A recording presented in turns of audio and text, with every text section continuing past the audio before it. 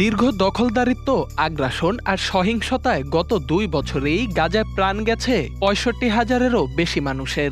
এক ভয়াল মানবিক বিপর্যয়ের মুখে এবার আন্তর্জাতিক অঙ্গনে জোরালো হচ্ছে ফিলিস্তিনের কণ্ঠ। প্রভাবশালী বেশ কয়েকটি পশ্চিমা রাষ্ট্র স্বাধীন ফিলিস্তিনকে স্বীকৃতি দিয়েছে, যেটি নিঃসন্দেহে কূটনৈতিক লড়াইয়ে এক বড় মাইলফলক।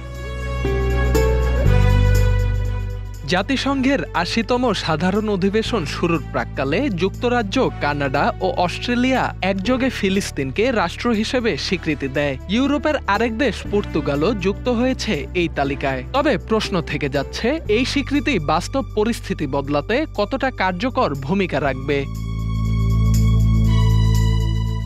স্বীকৃতি দিলেও হামাসমুক্ত ফিলিস্তিনের ওপর জোর দিয়েছে যুক্তরাজ্য, কানাডা ও অস্ট্রেলিয়া। লন্ডনের স্পষ্ট বার্তা, দ্বিরাষ্ট্রভিত্তিক সমাধানে হামাসের কোনো স্থান নেই। ব্রিটিশ প্রধানমন্ত্রী স্টারমার জানিয়ে দিয়েছেন, যুদ্ধবিধ্বস্ত গাজায় কোনোভাবেই গোষ্ঠীটির দায়িত্ব থাকছে না।